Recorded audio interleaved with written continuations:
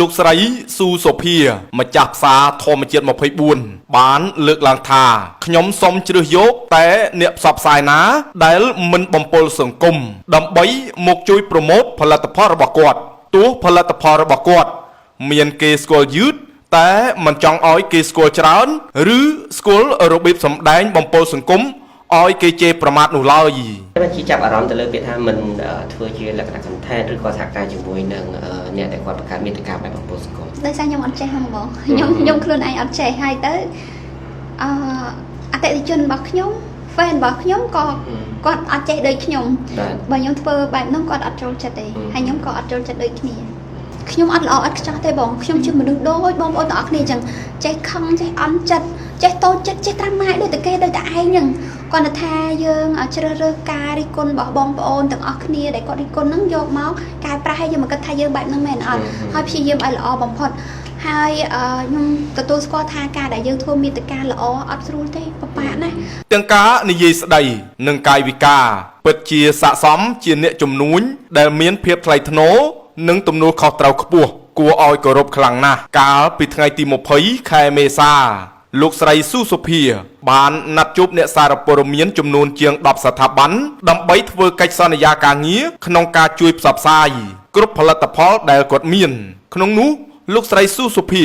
បានសង្កត់ធ្ងន់ថាគាត់សុំឲ្យមានការផ្សព្វផ្សាយជូនផលិតផលរបស់គាត់មិនថាតែអ្នកសារព័ត៌មានឬក៏អ្នកផលិតមាតិកាផ្សេងៗសូមជួយប្រម៉ូទផលិតផលរបស់គាត់តាមបែបមានគុណតម្លៃនិងសិលធម៌ដោយគាត់មិនពេញចិត្តចំពោះការផ្សព្វផ្សាយបែបបំពុលសង្គមនោះឡើយហើយបើផ្សព្វផ្សាយជូនគាត់បែបបំពុលសង្គមទោះផ្ទុះអ្នកទស្សនារាប់លាននាក់មានគេស្គាល់ផលិតផលគាត់ច្រើនយ៉ាងណាក៏ដោយក៏គាត់មិនទទួលយកដែរព្រោះគាត់សុំរស់ក្នុងបែបផែនជាអ្នកជួយសង្គមតែសុំមិនបំពុលសង្គមនោះឡើយពុកម៉ែបងប្អូនចង់ដឹងថាផលិតផលរបស់លោកស្រីស៊ូសូភីមានអ្វីខ្លះសូមពុកម៉ែបងប្អូនទៅតាមដានទស្សនាការផ្ដល់បទសម្ភាសន៍ពីគាត់ទាំងអស់គ្នាដូចតទៅចា៎ជំរាបសួរបងអូខេចង់ដឹងពីកម្មវិធីថ្ងៃនេះកម្មវិធីគេដែរចាបងថ្ងៃនេះកម្មវិធីទូចតែទេគឺការណាត់ជួបជាមួយនឹងស្ថាប័នសារព័ត៌មានដែលមានវិជ្ជាជីវៈដែលចុះកុងត្រាការងារជាមួយផ្សព្វផ្សាយ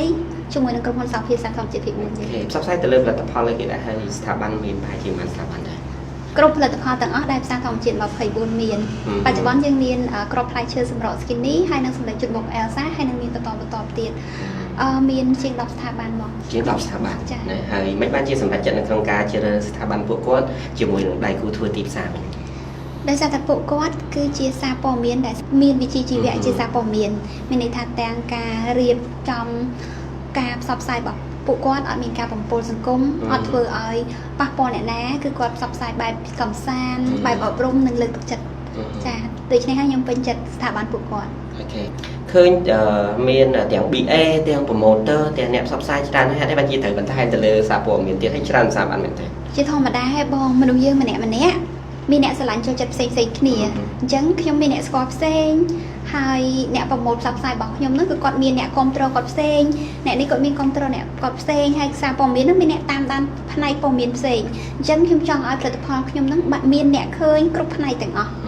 ចាឲ្យមានអ្នកនាំទៅឲ្យឃើញហ្នឹងកាន់តែច្រើនកាន់តែល្អពេលដែលគាត់ឃើញហើយគាត់ចង់ដឹងគាត់ចង់សាកពេលដែលសាកហើយពិតជាល្អមែនហ្នឹងបាទខ្ញុំលក់ដាច់បើមិនជាគេស្គាល់ហើយគេប្រើអត់ល្អ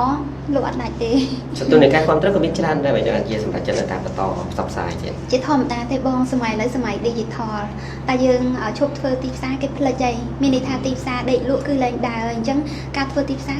គឺធ្វើរហូតកុំឲ្យបងប្អូនយល់ច្រឡំថាបើផលិតផលល្អមិនបាច់ចំខំប្រាប់ផ្សព្វផ្សាយទីផ្សារទេធ្វើទីផ្សារទេបើផលិតផលល្អមិនបាច់ជួលគេផ្សាយទេហើយបើផលិតផលបើផ្សាយធ្វើការផ្សព្វផ្សាយម្លឹងផលិតផលហ្នឹងមានអីចំណេញប្រកាសជាធ្វើមកថោកហើយឬក៏លក់ថ្លៃខ្លាំងក៏ប៉ុន្តែទាំងអស់នេះទូទាំងពិភពលោកមិនថាប្រទេសណាទេការដែលផលិតផលអ្វីមួយឬយើងធ្វើសេវាកម្មមួយអ្វីមួយយើងត្រូវតែធ្វើទីផ្សារដាច់ខាតត្រូវតែធ្វើទីផ្សារតែយើងត្រូវតែមានក្បួនខ្នាតនៃការចាយវាយច្បាស់លាស់ខ្ញុំអត់ល្អអត់ខ្ចោះទេបងខ្ញុំជាមនុស្សដូចបងប្អូនទាំងអស់គ្នាអញ្ចឹងចេះខឹងចេះអន់ចិត្តចេះតូចចិត្តចេះត្រាំម៉ែដូចតែគេដូចតែឯងហ្នឹងគាត់ថាយើងជ្រើសរើសការរិះគន់របស់បងប្អូនទាំងអស់គ្នាដែលគាត់រិះគន់ហ្នឹងយកមកកែប្រែឲ្យយើងមកគិតថាយើងបែបហ្នឹងមែនអត់ហើយព្យាយាមឲ្យល្អបំផុតហ ហើយខ្ញុំទទួលស្គាល់ថាការដែលយើងធ្វើមេត្តាល្អអត់ស្រួលទេបបាក់ណាមានគេសួរខ្ញុំថាលក់អនឡាញឬក៏លក់ផលិតផលឬក៏ធ្វើអីគេស្គាល់ហ្នឹងស្រួលអត់ស្រួលទេបបាក់ព្រោះអីគេមានទូរស័ព្ទគេសុខចិត្តទៅមើលរឿងថៃមើលរឿងភាគហើយគេអត់មានពេលមកអង្គុយមើលយើងផ្សព្វផ្សាយផលិតផលទេតោះថាយើងមានអ្វីមួយឲ្យចូលចិត្តអ្វីមួយដែលគាត់មានប្រយោជន៍បានគាត់នៅមើលអញ្ចឹង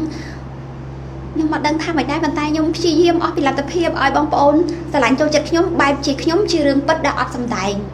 ស្គីនេះគាត់ផ្លែឈើធម្មជាតិធ្វើឲ្យម៉ាក់គេងលក់ស្រួលជួយដល់ជាតិខ្លាញ់ដូចចង់ជាតិស្ករជាតិអាស៊ីតបានល្អហើយអត់ធ្វើតុកអត់កម្លាំងអីទេហើយស្រកគីឡូយឺតជាពិសេសស្រកខ្លាញ់នឹងហ្មងខ្លាញ់កន្លែងណាស្រកកន្លែងនឹងស្រកកន្លែងក្បាលពោះកន្លែងធាត់កន្លែងខ្លាញ់ប៉ុន្តែម៉ាក់កំពុងតែបំបត្តិដល់កូននឹងយកអត់បានទេស្រកគីឡូដល់កូន